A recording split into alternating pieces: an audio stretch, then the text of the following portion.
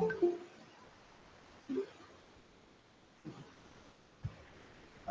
the today's lecture, we will go through the optimality test by using MODI method. Okay. So, since this chapter is very important for your examination purpose, actually, one question most of the time comes in your examination related to MODI method. So, this method you have to see carefully. Okay? इस method को समझाने के लिए हम थोड़ा Excel में जो है प्रॉब्लम को सॉल्व करेंगे, ठीक? और पहले मैं क्वेश्चन पूरा बताऊंगा, सॉल्व करूंगा, उसके बाद लास्ट के 10 मिनट्स में जो है अगर किसी की समझ में कोई चीज ना आई हो तो फिर वो मुझसे पूछेगा। तो मैंने एक क्वेश्चन बनाया था, इसके कुछ स्टेप्स हैं, वो पहले मैं क्वेश्चन बताऊंगा, उसके बाद वो स्टेप्स बताऊंगा, क्योंकि कभी कभी क्या होता है कि sometime it's theoretical question also comes. Okay, इसका थ्योरेटिकल क्वेश्चन भी आता है। तो एक्चुअली अगर मैं ऐसे स्टेप बताऊंगा आपको, जैसे इसके मैं ये स्टेप बताऊंगा, तो ये आपको इतनी जल्दी समझ में नहीं आएगा कि ये क्या क्या चीजें इसमें इस्तेमाल हुई है। But we will take an example and on that example I will tell you. Okay, तो let us see an example first. पहले हम एक एग्जाम्पल लेते हैं। ये है हमारे पास क्वेश्चन है ये, find solution using Vogel's approximation method, also find optimal solution using MODI method। Actually ये क्वेश्चन मैंने क्यों लिया है, because we have already solved this problem by Vogel method. इस क्वेश्चन को हमने वोगल्स मेथड के जरिए पहले भी सॉल्व कर रखा है, ठीक? तो हम डायरेक्ट इसका जो फिजिबल सोल्यूशन है वो लिख लेंगे। इसके बाद जहां से ऑप्टिमलिटी टेस्ट चालू होती है वो हम यहां पर उसका कैलकुलेशन चालू करेंगे, ठीक है? तो मैं इस क्वेश्चन को अपनी एक्सेल सीट पर लिख लेता हूं। तो that there is S1, S2 and S3, ठीक? और डिमांड।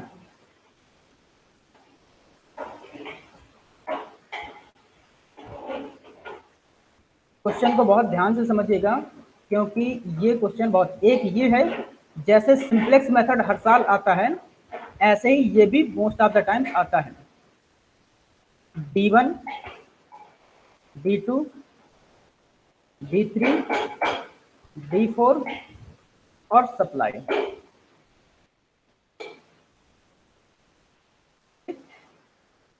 ये हमारे पास डिमांड और सप्लाई की एक टेबल है जिसकी पर यूनिट कॉस्ट दी हुई है 19, 30, 50, 10। 19, 30, 50 एंड 10। S2 से 70, 30, 40, 60। 70, 30, 40 and 60। From S3 48, 70, 20। 48, 70 and 20। Okay, and demands are 5, 8, 7, 14। 5, 8, 7 and 14। Supply is 7, 9, 18। 7, 9 and 18। Okay, so these are the supply and demands।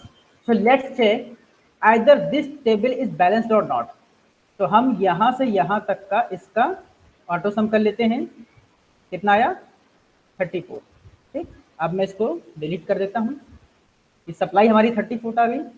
Demand को भी हम कैलकुलेट कर लेते हैं एक बार, तो देखते हैं कितना आया 34। तो it means this is our balance problem. ठीक है, अब इस बैलेंस प्रॉब्लम में हमें वोगल अप्रोक्सीमेशन के जरिए इसको सॉल्व करना है।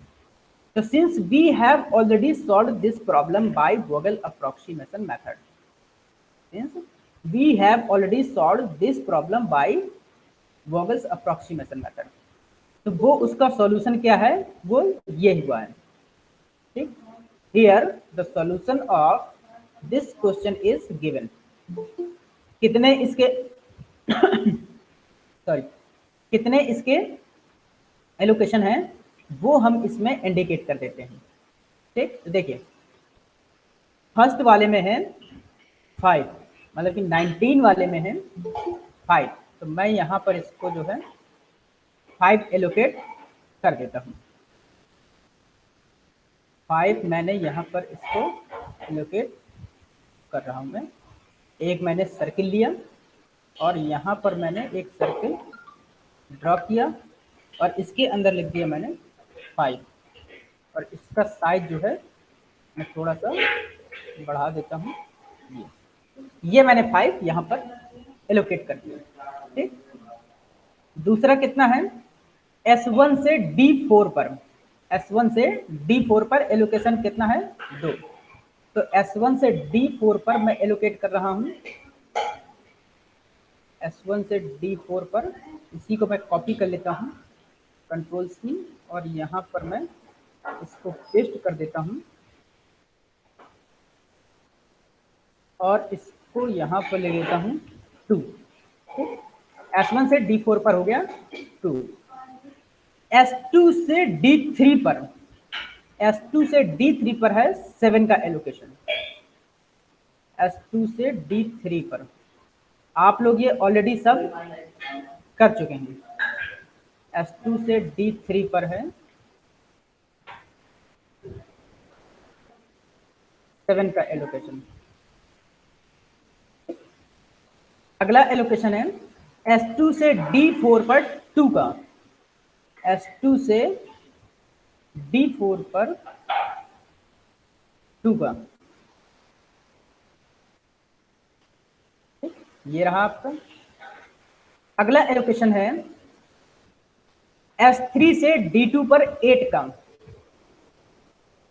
S3 से D2 पर 8 का। तो मैं इसको कॉपी करके यहाँ पर पेस्ट कर देता हूँ और इसके अंदर लिख देता हूँ 8। फिर अगला एलोकेशन जो है वो है S3 से D4 पर, S3 से D4 पर कितना 10 का। तो हम यहाँ इसको एलोकेट कर देते हैं S3 से D4 पर 10 का। ये थोड़ा बड़ा हो गया तो इसको हम साइज बड़ा कर लेते हैं, ये रहा। ठीक, ये हमारे एलोकेशन है, दीज आर आर एलोकेशन। अब देखिए जो हमने ये एलोकेशन किए हैं इसका इनिशियल फीजिबल सॉल्यूशन कितना आया है, इसका इनिशियल फीजिबल सॉल्यूशन कितना है, लेट अस सी। इसका इनिशियल फीजिबल सॉल्यूशन है ये, the minimum total transportation cost is 779।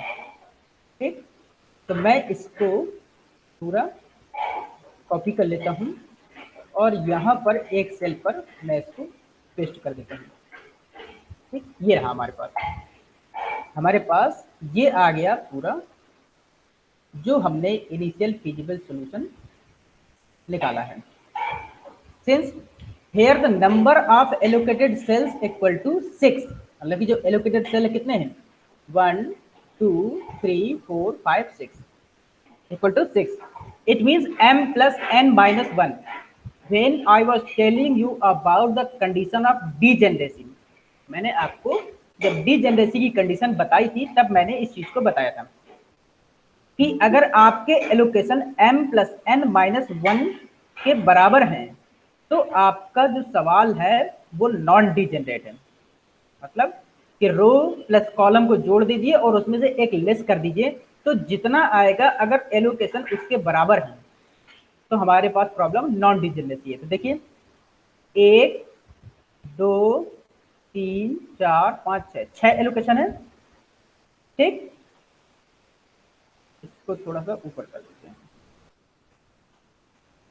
और हमारे पास m+n-1 क्या है, हमारे पास m+n- मतलब कि m रो कितनी है 1 2 3 3 रो, कॉलम कितने हैं 1 2 3 4 4 रो है और 4 कॉलम और 3 रो। तो देखिए मैंने यहाँ पर m+n-1 equal to 3 + 4 - 1 that is equal to 6 आया और हमारे पास 6 एलोकेशन है। तो it means this problem is non degenerate. Okay, तो this solution is non degenerate. Okay, अब देखिए अब जो सबसे मेन काम चालू होता है मॉडी मेथड जहां से चालू होता है, आपको पहले ये वोगल अप्रॉक्सीमेशन मेथड से या लीस्ट कॉस्ट मेथड से या NWCM मेथड से आपको ये सॉल्व कर लेना है इस तरह से, ठीक। अब हम चालू करते हैं कि हमारे पास जो ऑप्टिमलिटी टेस्ट है वो कैसे होगा। तो जो हमारे पास यू आई होता है, यू और आई, ठीक, ये है हमारे पास रो। मतलब कि जैसे हमारे पास पहली रो है S1 तो हम इसको लिखेंगे U1, ठीक। अगर हमारे पास दूसरी रो है S2 तो हम उसको लिखेंगे U2, ठीक। और तीसरी रो है S3 तो हम उसको लिखेंगे U3, ठीक। ये हमारे पास हो गया रो। और है हमारे पास VJ, DJ। तो अब जो हमारे पास कॉलम है, जैसे पहला कॉलम D1 तो V1, दूसरा कॉलम D2 तो V2, तीसरा कॉलम D3 तो यहाँ पर V3, चौथा कॉलम D4 तो V4, ठीक। अब अगर हमें किसी सेल का एड्रेस निकालना है, मान लीजिए अब हमें जहां पर ये 8 एलोकेटेड है, ये सिलेक्ट किया मैंने ये वाला सेल। अब अगर हमें इस सेल का एड्रेस निकालना है तो इसका हम यू आई और वी जे के टर्म में क्या लिखेंगे, किस रो में है, तीसरी रो में। तो U3 और कॉलम कौन सा है 2, U3V2, U3, V2 इस सेल का एड्रेस है, ठीक। तो हम यहाँ पर रो और कॉलम को UI और VJ से डिनोट करेंगे। अब हमारे पास एक फॉर्मूला है UI plus VJ equal to CIJ। ये हमारे पास एक फॉर्मूला है जहां पर UI उस रो का एड्रेस होगा, VJ उस कॉलम का एड्रेस होगा और CIJ उस रो और कॉलम में की जो वैल्यू होगी पर यूनिट ट्रांसपोर्टेशन कॉस्ट है वो हो गई। अब जैसे हमने यहां पर ले लिया मान लीजिए ये 70, ठीक। हमने यहां पर ले लिया दूसरी रो और पहला कॉलम, दूसरी रो और पहला कॉलम, ठीक। तो दूसरी रो का मतलब U2 प्लस पहला कॉलम मतलब V1, U2 प्लस V1 और CIJ क्या होगा जो इसमें वैल्यू है वो 70। ओके, तो हमारे पास इसकी वैल्यू आ जाएगी 70, इसकी U2 प्लस V1 की, ठीक। तो अब जो ये फॉर्मूला हम अप्लाई करेंगे वो अप्लाई करेंगे हम सभी ऑक्यूपाइड सेल के लिए। हमारे पास जितने भी ऑक्यूपाइड सेल्स हैं हम उनके लिए इस फॉर्मूले का इस्तेमाल करेंगे। अब देखिए हमारे पास ऑक्यूपाइड सेल्स कितने हैं 6, उनके एड्रेस हम निकाल लेते हैं और उस एड्रेस के हिसाब से हम यहाँ पर लिखेंगे। देखिएगा अगर मैं यहाँ पर पहले वाले के लिए देखूं तो हमारे पास क्या है U1 प्लस D1 जो पहला ऑक्यूपाइड मतलब कि जो पहला एलोकेशन है पहली रो और पहले कॉलम पर है। तो मतलब कि U1 प्लस V1, ठीक। तो U1 प्लस V1 मैं यहाँ पर लिख देता हूँ, इक्वल टू, इस फॉर्मूले को देखिएगा, इक्वल टू, तो अब मैं यहाँ पर लिखूंगा इक्वल टू, इस सेल की पर यूनिट ट्रांसपोर्टेशन कॉस्ट कितनी है, 19, तो मैंने यहाँ पर लिख दिया 19, ठीक। ये मेरे पास एक पहला इक्वेशन बन गया। अब दूसरा देखिए, जो दूसरा ऑक्यूपाइड सेल्स है वो कौन सा है, ये वाला। किस सेल में, रो है पहली और कॉलम है D4, रो पहली और कॉलम D4, तो इसका मतलब कि U1 प्लस और V4 और इक्वल टू, इसमें पर यूनिट ट्रांसपोर्टेशन कॉस्ट कितनी है, 10, तो मैंने यहां पर लिख दिया 10, ठीक।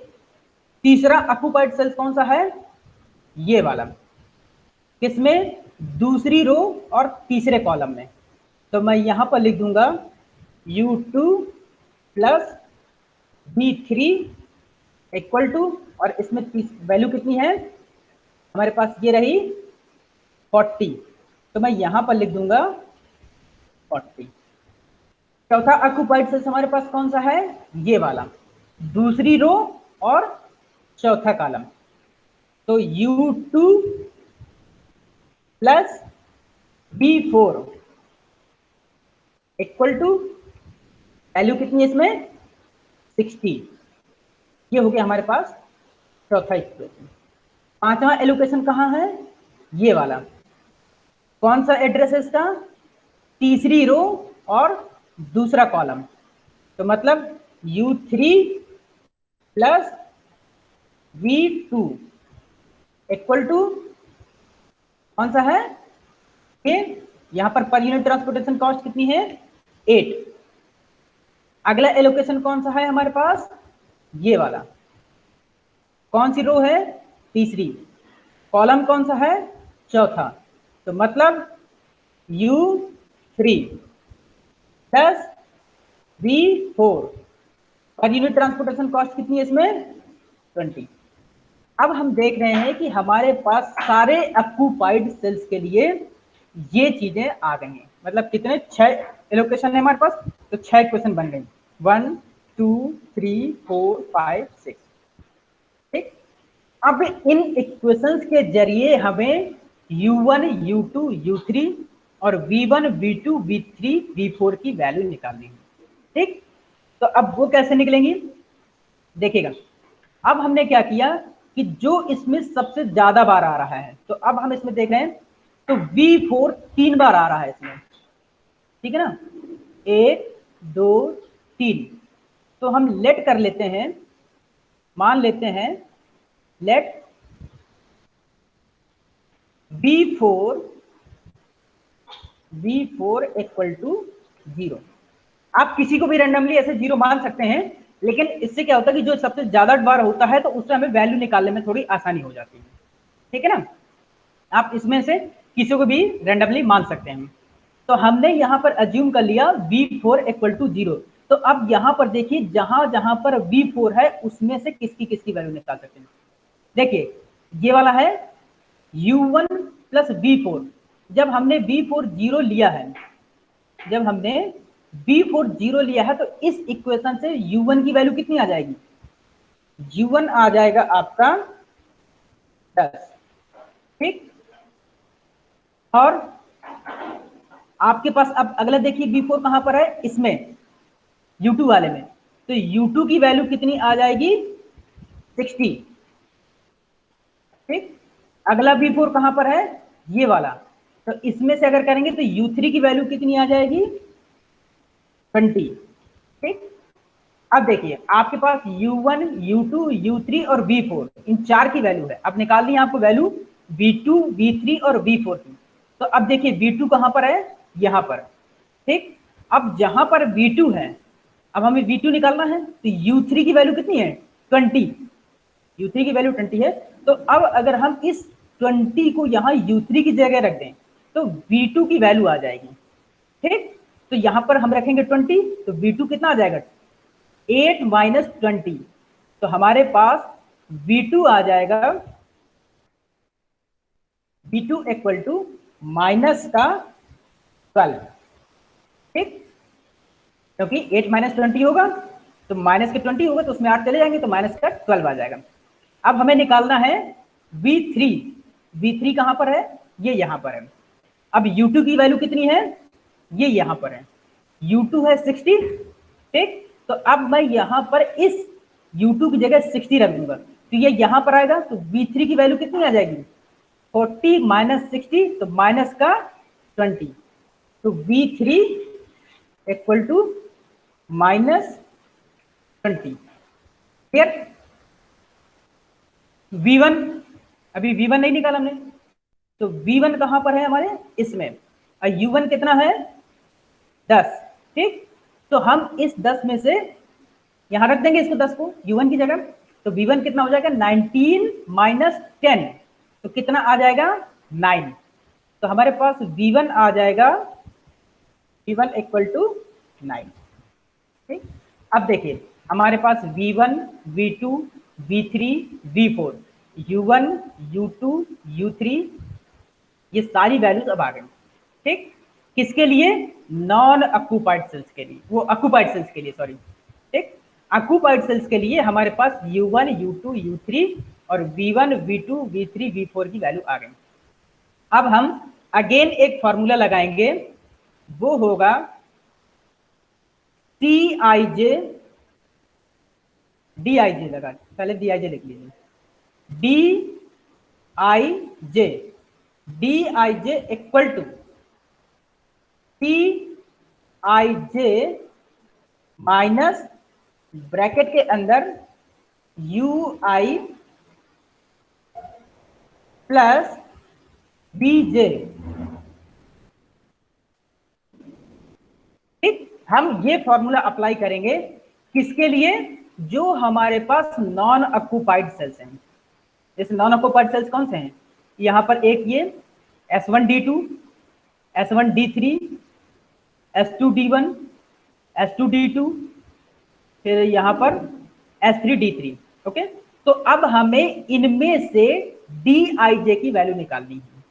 Dij की वैल्यू कैसे, इस फॉर्मूले को रख करके नॉन ऑक्यूपाइड सेल्स के लिए, तो देखिए पहला शब्द कौन सा है, ये वाला, तो Dij मतलब कि पहली रो दूसरा कॉलम, तो यहां पर हम लिखेंगे D12 इक्वल टू, अब यहां पर Cij की वैल्यू कितनी है, Cij हमारा ये था पर यूनिट ट्रांसपोर्टेशन कॉस्ट, यहां पर कितनी है 30, ठीक, माइनस ब्रैकेट के अंदर यहां पर ये कौन सा है U1, U1 कितना है 10, ठीक, कॉलम कौन सा है दूसरा V2 की वैल्यू कितनी है -12, तो यहां पर चूंकि प्लस है और माइनस था तो माइनस आ जाएगा, तो माइनस का 12, ओके।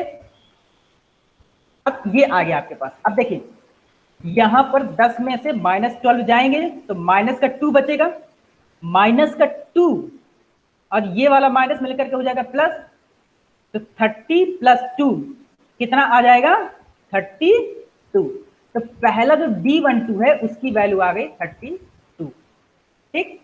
सिमिलरली अब हमें इस वाले नॉन ऑक्यूपाइड सेल्स के लिए निकालना है, मतलब कि पहली रो और तीसरी कॉलम में है, तो इसका क्या आएगा D13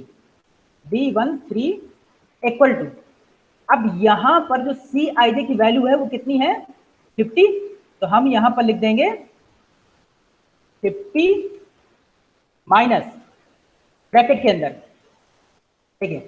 अब यहां पर हम लिख रहे हैं कौन सा, पहली रो और तीसरा कॉलम, मतलब कि U1 plus V3, U1 plus V3, तो U1 की वैल्यू कितनी है, U1 की वैल्यू है 10 प्लस V3 कहां है हमारे पास, यहां पर ये U1 प्लस V3 है हमारे पास माइनस का 20, ठीक, तो माइनस का 20 है तो यहाँ पर प्लस माइनस, तो अब मैं यहाँ पर कर देता हूँ माइनस, तो -20 आ गया। अब मैंने इस ब्रैकेट को बंद कर दिया, अब 10 में से इस 20 को हम घटाएंगे तो माइनस का 10 बचेगा, ठीक। अब इस -10 और यहाँ पर ऑलरेडी माइनस है तो ये माइनस माइनस हो जाएगा प्लस, तो 50 प्लस 10 कितना आ जाएगा 60। ठीक, तो D13 की वैल्यू आ गई 60। अब अगला नॉन ऑक्यूपाइड सेल कहां पर है, ये रहा दूसरी रो पहला कॉलम। तो मतलब कि आएगा हमारे पास D21 इक्वल टू, यहां पर CIJ की वैल्यू कितनी है 70 माइनस, ठीक, ब्रैकेट के अंदर दूसरी रो पहला कॉलम, मतलब कि U2 प्लस V1। U2 की वैल्यू यहां से देखिए ये है 60 प्लस V1। अब V1 देखिए कितना है 9। ठीक, अब ये हमने इसको सॉल्व किया तो 60 प्लस 9 69, 70 में से 69 जाएगा तो 1, ये आ गया हमारे पास। ठीक, अब हम क्या करेंगे, अगला नॉन ऑक्यूपाइड सेल्स कौन सा है हमारे पास, ये वाला दूसरी रो और दूसरा कॉलम, मतलब D22 इक्वल टू, यहां पर CIJ की वैल्यू कितनी है 30, मैंने ये यहां पर लिख दिया 30 माइनस, अब ब्रैकेट के अंदर दूसरी रो दूसरा कॉलम, मतलब U2 प्लस V2। ठीक, U2 प्लस V2, तो U2 की वैल्यू देखिए कितनी है 60, U2 की वैल्यू 60 और V2 की वैल्यू माइनस का 12। ओके ना, तो U2 मैंने लिख दिया 60 और यहां पर प्लस था, लेकिन यहां पर V2 माइनस का है तो यहां पर आ जाएगा माइनस का 12। ठीक, अब इसमें से जब हम 60 में से 12 घटाएंगे तो कितना बचेगा, 60 में से 12 ये आएगा हमारे पास 48। ठीक है ना, 60 में से 12 घटाएंगे तो 48, लेकिन अब ये 48 जो आएगा माइनस में आएगा, 48 माइनस में, और 30 माइनस 48, तो ये हमारे पास वैल्यू आ जाएगी माइनस की 18 के, माइनस की 18 वैल्यू आ गई, कौन सी, ये वाली D22 माइनस की 18 आई। अगला नॉन ऑक्यूपाइड सेल है, वो कितना है ये वाला तीसरी रो तीसरा column, means D33 equal to, अब इसमें कितनी वैल्यू है, अच्छा अभी ये भी है D31 है, D31, तो D31 में अब CIJ की वैल्यू है कितनी 40, CIJ की वैल्यू 40। ठीक, माइनस यू, कौन सा एड्रेस है ये, थोड़ी देर रुक जाओ, अपने मन से निकल जाओ, 40 माइनस U3V1। अब U3 कितना है यहां पर, U3 है आपका 20, तो ब्रैकेट के अंदर 20 प्लस B1, अब B1 कितना है यहां पर 9, तो प्लस 9 ब्रैकेट बंद, 20 प्लस 9 29, और फिर 40 में से 29 जाएंगे तो 11। ठीक, हमारे पास इस नॉन ऑक्यूपाइड सेल के लिए आ गया। अब अगला नॉन ऑक्यूपाइड सेल है ये D33, तीसरा रो तीसरी कॉलम, D33 इक्वल टू, इसमें हमारे पास CIJ की वैल्यू कितनी 70। ठीक, तो मैंने यहां पर लिख दिया 70 माइनस तीसरा रो तीसरी कॉलम, तो मतलब कि U3 प्लस V3, U3 है हमारे पास 20 प्लस V3 है कितना माइनस का 20, तो प्लस माइनस की यहां जगह हो जाएगा माइनस, और फिर ये 20, तो देखिए 20 माइनस 20 ये 0, अब 70 में से 0 जाएंगे तो कितना जाएगा 70। और कोई नॉन ऑक्यूपाइड सेल है नहीं। अब सारे आपके जो ऑक्यूपाइड सेल और नॉन ऑक्यूपाइड सेल्स हैं वो कैलकुलेट हो गए। अब हमें क्या देखना है कि इस DIJ, जो ये DIJ की वैल्यू आई है ये हमारे सारे के सारे या तो पॉजिटिव या जीरो, मतलब कि greater than equal to zero होना चाहिए। मैं यहां पर इसको लिख देता हूं, D I J should be greater than equal to zero. ठीक, ये जीरो होना चाहिए, लेकिन यहां पर ये एक वैल्यू ऐसी है जो नेगेटिव है। यहां पर ये एक वैल्यू ऐसी है जो नेगेटिव है, मतलब कि हमें इस ट्रांसपोर्टेशन को हम इंप्रूव कर सकते हैं। अगर यही यहां पर सारी की सारी D I J value positive या जीरो के ग्रेटर होती तो ये हमारा ऑप्टिमल सोल्यूशन होता। अब अगर इसमें से कोई भी नेगेटिव वैल्यू आई है तो इसका मतलब कि इसमें अभी इंप्रूवमेंट के चांसेस हैं। तो हम क्या करेंगे कि जहां से हमने नेगेटिव वैल्यू आई है, जहां से हमारी नेगेटिव वैल्यू आई है, वहां पर हम एक प्लस साइन असाइन कर देंगे। ठीक, और वहां से एक क्लोज्ड पाथ लूप बनाएंगे। एक क्लोज्ड पाथ लूप बनाएंगे। कैसे? मान लीजिए यहां पर माइनस आया है तो हम यहां से चालू करेंगे। किस तरफ? उस तरफ जहां पर एलोकेटेड सेल है। एलोकेटेड सेल एक तो नीचे है, एक राइट साइड में है। ठीक, एक नीचे है और एक राइट साइड में है। तो हम चाहे यहां की तरफ जाएं चाहे यहां की तरफ जाएं। तो मैं पहले राइट साइड में जा करके एक जो है एरो बना देता हूं। मैं एक एरो बना देता हूं ताकि मुझे पता चले कि मैं यहां से गया हूं। कहां तक? एलोकेटेड सेल तक। उस एलोकेटेड सेल तक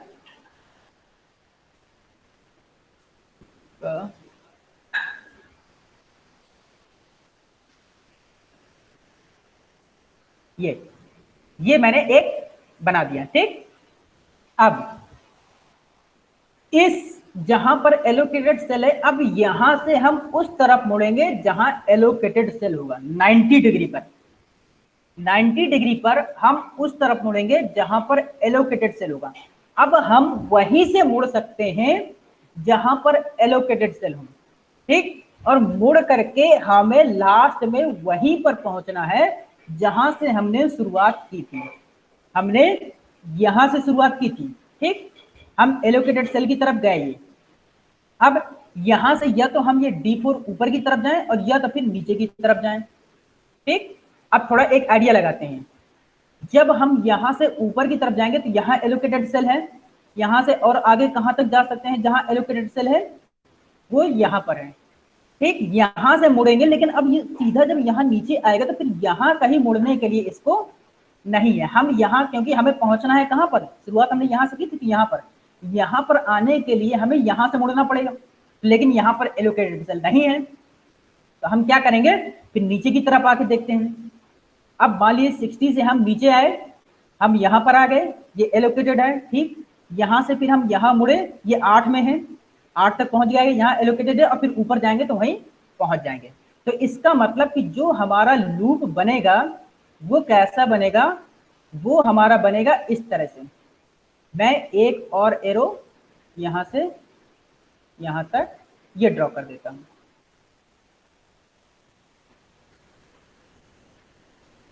ठीक, और मैंने ये एक एरो ये ड्रॉ कर दिया।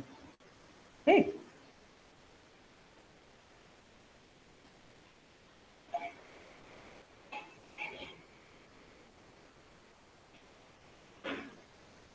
अब यहां से मुझे अगला एलोकेटेड सेल है ये, तो मुझे यहां तक भी एक एरो ड्रॉ करना है।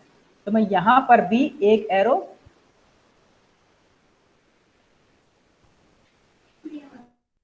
ड्रॉ कर देता हूं।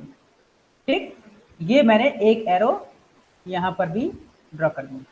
इसके बाद फिर मैं ऊपर की तरफ जाऊंगा, क्योंकि जहां से मैंने शुरुआत की थी मुझे वहीं पर जाना है। तो ये मैंने एक यहां भी ड्रॉ कर दिया।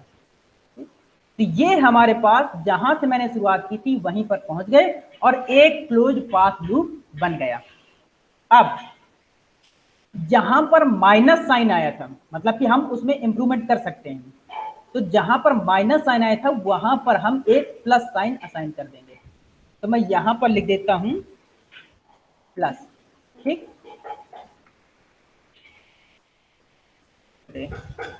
ये प्रॉब्लम आएगी। चलिए ठीक, मुझे यहाँ पर एक प्लस साइन असाइन करना है, तो और फिर उसके बाद उसके अगला टर्न जहां पर है, अगला टर्न कहां पर है, ये यहां पर माइनस, फिर उसका अगला टर्न कहां पर, यहां पर प्लस, फिर उसका अगला टर्न कहां पर, यहां पर माइनस। ठीक, तो अल्टरनेटिवली प्लस माइनस हम ऐसे असाइन करते चले जाएंगे। ठीक, प्लस माइनस और प्लस माइनस हम असाइन करेंगे।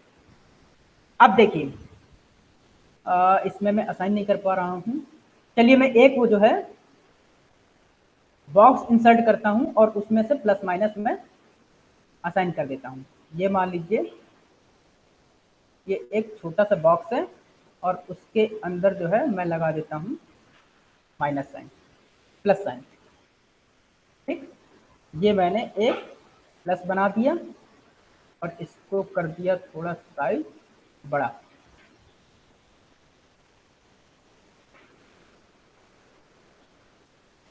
ये मैंने एक प्लस साइन बना करके यहां कर दिया।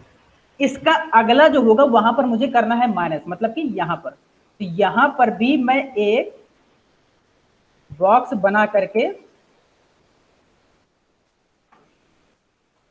इसको माइनस साइन असाइन कर देता हूं। तो इसके अंदर मैं इसको हटा करके माइनस कर दिया। ठीक, फिर अगला जो है अगला टर्न उसमें मुझे करना है प्लस, वो है यहां पर, तो यहां पर जो है मैं कर देता हूं प्लस। ये आ गया आपका यहां पर प्लस। ठीक, और फिर जो अगला है वहां पर आएगा माइनस, तो ये मैंने यहां पर असाइन कर दिया माइनस। ये मैंने, अब देखिए अल्टरनेटिवली मैंने प्लस माइनस असाइन कर रखा है। ठीक, यहां पर हमारा नेगेटिव आया था, मतलब कि -18, वहां से मैंने प्लस लिखा, फिर अल्टरनेटिवली माइनस प्लस और वहीं पर खत्म कर दिया।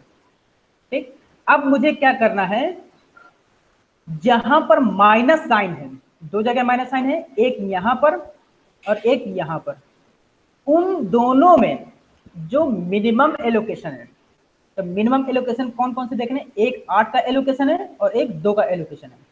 ठीक, माइनस साइन वाले में हमें मिनिमम एलोकेशन देखना है, 2 माइनस है, उनमें से एक में 2 एलोकेशन है, एक में 8 एलोकेशन है।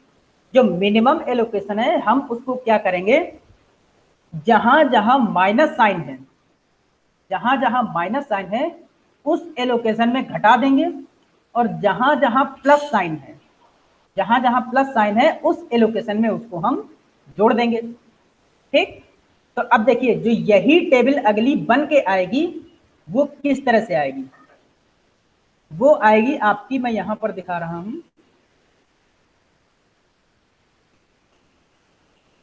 इस तरह से।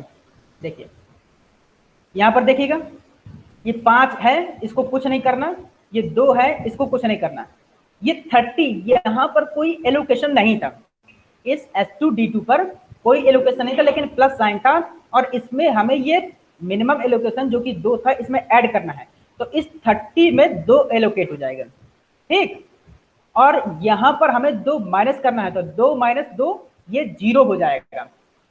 ये प्लस साइन है, इसमें से 10 में से हम 2 जोड़ेंगे तो यहाँ पर 12 एलोकेशन हो जाएगा, और यहाँ पर माइनस साइन है तो हम 8 में से 2 घटाएंगे तो हमारे पास 6 एलोकेशन हो जाएगा। तो अब यहाँ पर देखिए, यहाँ पर क्या है, 9 और 10 में कुछ नहीं, इस 30 में कोई एलोकेशन नहीं था, तो यहाँ पर 2 एलोकेट कर लिया क्योंकि यहाँ पर प्लस साइन था। यहाँ पर 60 पे 2 एलोकेट था, यहाँ पर 2 एलोकेट था, 2 माइनस 2 हमने किया तो यहाँ पर ये खत्म हो गया। यहाँ पर 10 एलोकेशन था, हमने 2 ऐड किया, 12 हो गया। अगला यहाँ पर 8 एलोकेशन था, 2 माइनस किया तो 6 हो गया। तो अब आप देख रहे हैं कि जो अगला है, जो अगली टेबल आई है उसमें एलोकेशन बदल गए हैं, जो नेक्स्ट टेबल ये आई है हमारे पास उसमें एलोकेशन बदल गए हैं। ठीक, अब देखिएगा यही चीज जो मैंने आप वहां पर सॉल्व की है, यहां पर ये न्यूमेरिकल था। ठीक, ये हमारे पास टोटल सप्लाई कांस्टेंट 3 थे, S1 S2 S3, total number of demand constant 4 थे, D1, D2, D3, D4। ठीक, अब देखिए ये पेनाल्टी के जरिए हमने इसका अपना वोगल अप्रोक्सीमेशन मेथड से ही सॉल्व किया था। सॉल्व करने के बाद हमारे पास ये आई थी। अब देखिए P, तो मैंने ऑप्टिमलिटी टेस्ट किया था, सी आई जे इक्वल टू, ये लिखा मैंने फॉर्मूला UI प्लस VJ। ठीक, तो मैंने ये सारी वैल्यूज निकाल ली थी। देखिए U1, V1, U2, V3, U3, V2, ये सारी वैल्यूज मैंने ये निकाली हैं। 10, 9, 60, -20, 20, 12, ये मैंने वैल्यूज निकाल रखी हैं। ठीक, इसके बाद उन एलोकेशन में से जो निगेटिव वैल्यू आई थी -20 वाली, तो मैंने उसको वहां से DIJ वाला किया था। ये देखिए DIJ की मेरी माइनस की 18 आ गई है ये, ठीक है ना, माइनस की ये 18 आई है। तो यहां से लेकर के मैंने एक ये लूप बनाया है। ये देखिए इसमें से जो माइनस ये 32, 60, -18, 1, 11, 70, ये क्या, ये सब DIJ की वैल्यू रखी है मैंने। देखिए U1 की वैल्यू 10, U2 की वैल्यू 60, U3 की वैल्यू 20, V1 की वैल्यू 9, V2 की वैल्यू -12, V3 की वैल्यू -20, V4 की वैल्यू 0, ये हमने अज्यूम की थी। ठीक, DIJ जो हमने निकाला है, ये DIJ निकाला है D12, D13, D21, D22, D31, D33। ठीक, जिसमें से कि D22 केवल नेगेटिव था, बाकी सब पॉजिटिव थे। तो उस D22 से मतलब कि ये यहां से हमने एक लूप बनाया था। देखिए मैं ऐसे गया था, ये मेरे पास लूप बना हुआ है। इसको थोड़ा सा बोल्ड कर देते हैं।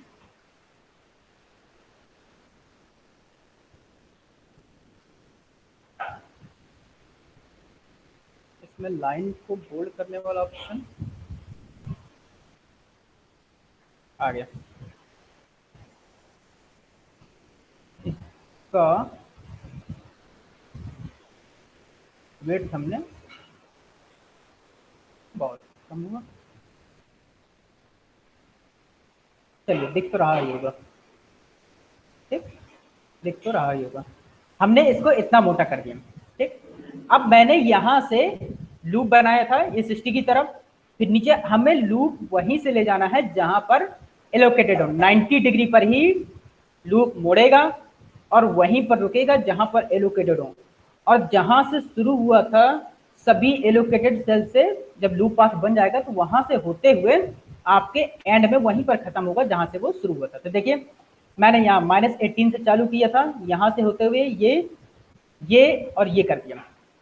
ठीक, इसके बाद जो मैंने कॉस्ट रिड्यूस की थी, जो मैंने कॉस्ट रिड्यूस की थी, देखिए यहाँ पर प्लस साइन, माइनस साइन और इस तरह से मैंने असाइन किया। देखिए ये प्लस साइन मैंने असाइन किया इस वाले कॉलम को, ठीक, क्योंकि हमारा लूप देखिए यहीं से चालू था। फिर माइनस साइन असाइन किया मैंने इस वाले कॉलम को, देखिए ये मैंने माइनस असाइन किया। फिर अगला टर्न कहाँ से था, ये वाला, तो देखिए यहाँ पर मैंने ये प्लस साइन असाइन किया। फिर कहाँ तक गया था, ये यहाँ पर, अगला टर्न हमारा यहाँ पर था, ये मैंने असाइन किया और यहाँ पर आकर के हमारा खत्म हो गया था। ठीक, तो ये हमारे पास ये बन गया। और इसके बाद जो हमने एलोकेट जो माइनस वाला ये सब्ट्रैक्ट किया था माइनस साइन पे और प्लस साइन पे जो ऐड किया था, उसके बाद जो मॉडिफाइड टेबल है वो आपकी बन करके ये आ गई। ठीक, अब जब इतना हमने कर लिया तो अब हमें क्या है कि जो नई एलोकेशन जो नई मॉडिफाइड टेबल है उसमें से अगेन अब हम UI और VJ कैलकुलेट करेंगे। देखिए CIJ equal to UI plus VJ से फिर कैलकुलेट करेंगे। ठीक, तो देखिए अब हमारे पास V1 equal to 19, V4 equal to 10, U3 equal to 10, V2 equal to -2, U2 equal to -32, V3 equal to 8 और यहाँ पर हमने U1 को एज ए 0 एज्यूम कर लिया था। ठीक, तो इस तरह से हमने U1, U2, U3, V1, V2, V3 और V4 की वैल्यूज निकाल ली। अब इनको निकालने के बाद अब फिर से हम क्या निकालेंगे, DIJ।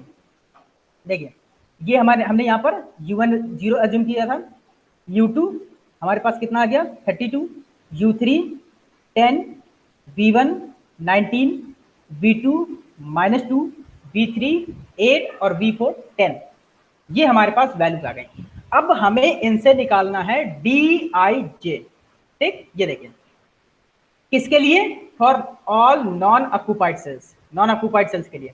तो अब यहां पर देख लीजिएगा नॉन ऑक्यूपाइड सेल्स कौन से हैं। पहला है D12, ये ठीक, पहला नॉन ऑक्यूपाइड सेल D12, ठीक है ना, ये ठीक। दूसरा है D13 नॉन ऑक्यूपाइड सेल, ठीक।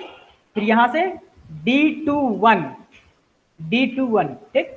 पहले ये नॉन ऑक्यूपाइड था लेकिन अब ये खत्म हो गया, अब ये ऑक्यूपाइड है।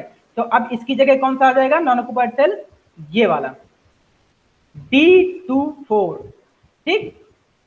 अगला D31 और D33, हमें इतने निकालने हैं। तो यहां पर देखिए D12, D13, D21, D24, D31 और D33, ये हमने नॉन ऑक्यूपाइड सेल्स निकाली है। तो D12 की वैल्यू आई है 32, D13 की वैल्यू 42, D21 की वैल्यू 19, D24 की वैल्यू 18, D31 की वैल्यू 11, D33 की वैल्यू 52।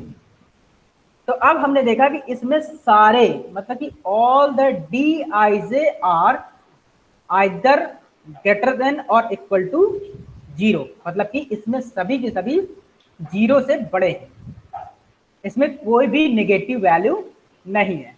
तो it means we can say that our solution is optimal since, यहां पर देखिएगा, since all DIJs are greater than equal to 0, so optimal, so final optimal solution is arrived. इसका मतलब कि हमारे पास जो ऑप्टिमल सॉल्यूशन है वो मिल चुका है, ठीक। तो वो कौन सा रहा, देखिए ये मैंने DIJ की वैल्यू लिखी है, जो रेड कलर में है वो आपके एलोकेशन है, जो ब्लू कलर में है वो आपकी DIJ की वैल्यू है, जो ये दिखाती है कि सभी DIJ की वैल्यू ग्रेटर देन और इक्वल टू 0 है, ठीक।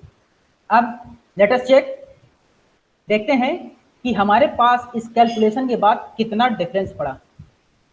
देखिए हमने कैलकुलेट किया the minimum total transportation cost obtain by optimality test, that is 743, ठीक। पहले कितना था 779, ठीक।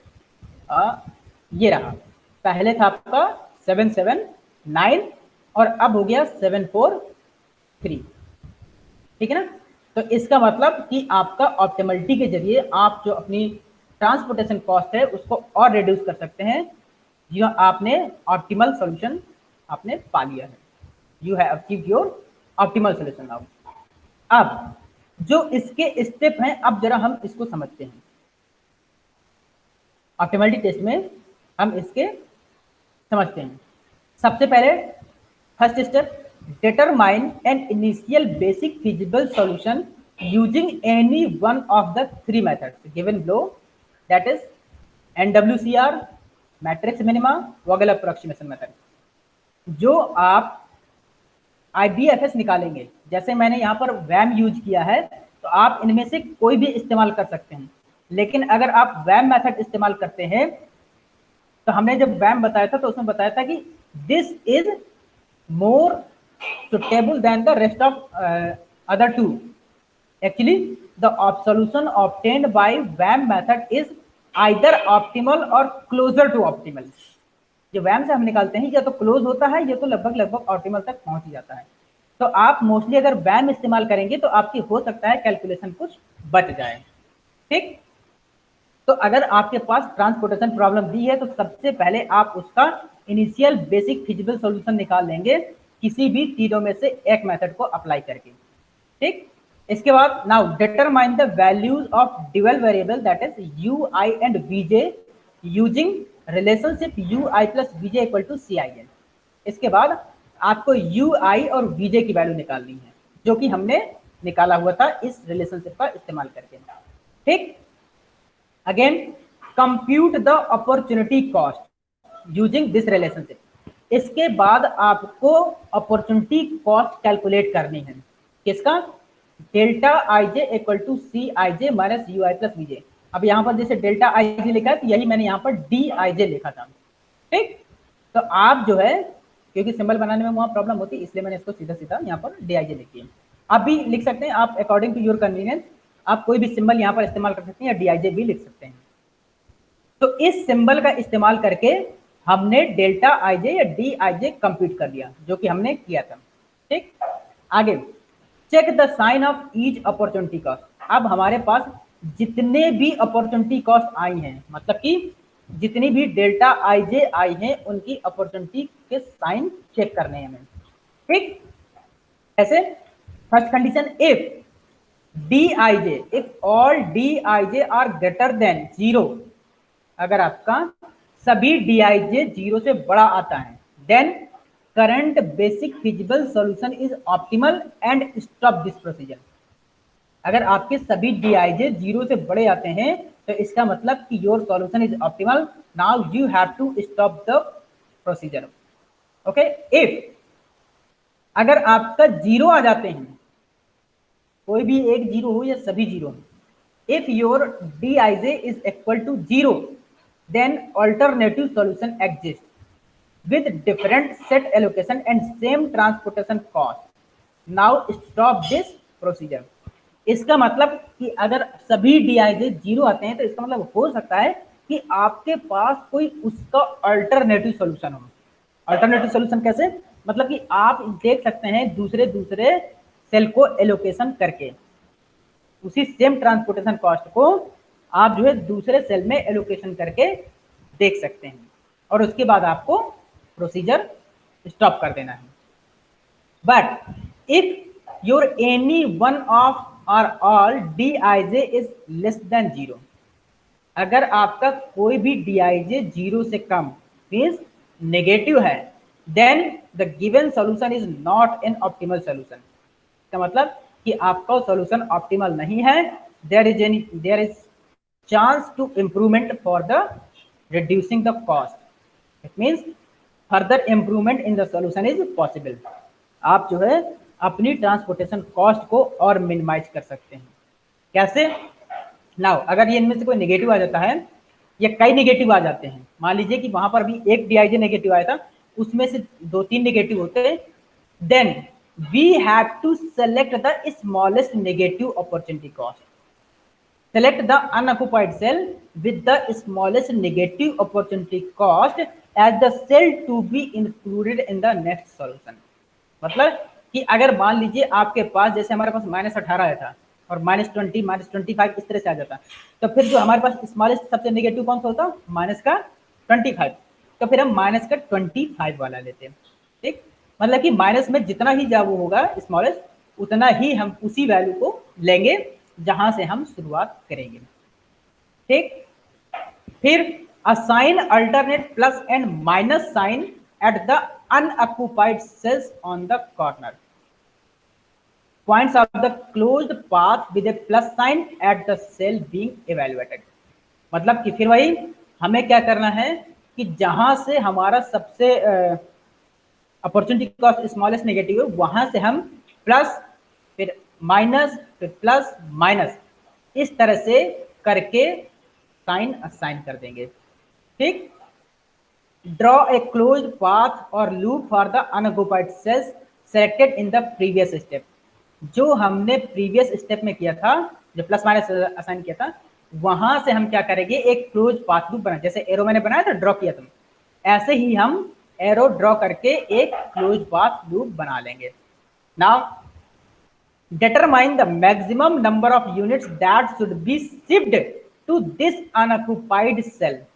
अब हमें the maximum number of units should be selected किसमें से, the smallest value with a negative position on the closed path indicates the number of units that can be shipped to the entering cell। कह रहे हैं कि जो negative value है, जहां पर नेगेटिव साइन है, उसमें से हमें जो स्मॉलेस्ट वैल्यू है, तो हमारे यहाँ पर क्या था 8 और 2 था, तो 2 स्मॉलेस्ट था, 8 और 2 नेगेटिव साइन पे थे और 2 स्मॉलेस्ट था, तो हमने 2 को सिलेक्ट कर लिया था स्मॉलेस्ट वैल्यू को। तो हमें उस नेगेटिव वैल्यू वाले जिसमें नेगेटिव साइन है उसमें जो सबसे स्मॉलेस्ट है उसको हम क्या करेंगे, शिफ्ट करेंगे कहां पर, उस अनऑक्युपाइड सेल पर जहां पर अपॉर्चुनिटी कॉस्ट मोस्ट नेगेटिव आई थी, मतलब कि वहां पर अभी इंप्रूवमेंट के चांस हैं। ठीक, नाउ अब क्या करना, now add this quantity to all the cells on the corner points of closed path marked with plus sign. जो हमने ये स्मॉलेस्ट वैल्यू सेलेक्ट की है इसको जहां जहां पर प्लस साइन है वहां पर हमको ऐड कर देना एंड सब्ट्रैक्ट इट फ्रॉम दो cell marked with minus sign, और वहां पर हमें इसको घटा देना है जहां पर कि माइनस साइन है। In this way an unoccupied cell becomes an occupied cell. इस तरह से जो एक अनऑक्युपाइड सेल था वो ऑक्युपाइड हो जाएगा। ठीक, now select the minimum value cell marked with minus sign of the closure, assign this value to selected unoccupied cells of this. Now repeat the whole procedure until an optimal solution is obtained. This procedure stops when all Dij is greater than or equal to 0 unoccupied cells. और इस process को हम तब तक repeat करेंगे जब तक कि हमारे पास सभी डीआईजेस या तो 0 या 0 से बड़े नहीं हो जाते हैं। ठीक है ना, we will repeat this process until unless और all dijs are greater than और इक्वल टू 0। ठीक, तो चूंकि हमने ये एग्जाम्पल समझा और इसके स्टेप समझ लिए तो आई थिंक कि अब ये जो है बेटर समझ में आ गया, क्योंकि इसकी थ्योरी का भी क्वेश्चन कभी कभी आ जाता है और इसका न्यूमेरिकल तो मोस्टली चांस है कि न्यूमेरिकल ही आता है। तो अगर इसके स्टेप्स आते हैं तो आप इस तरह से लिखेंगे, और अगर न्यूमेरिकल आता है तो आपको वो पूरा स्टेप भी पता है, प्रोसेस भी पता है और इस तरह से भी पता है। ठीक, तो ये हो गया आपका optimality test by MODI method. Now if someone has any query so you can ask now.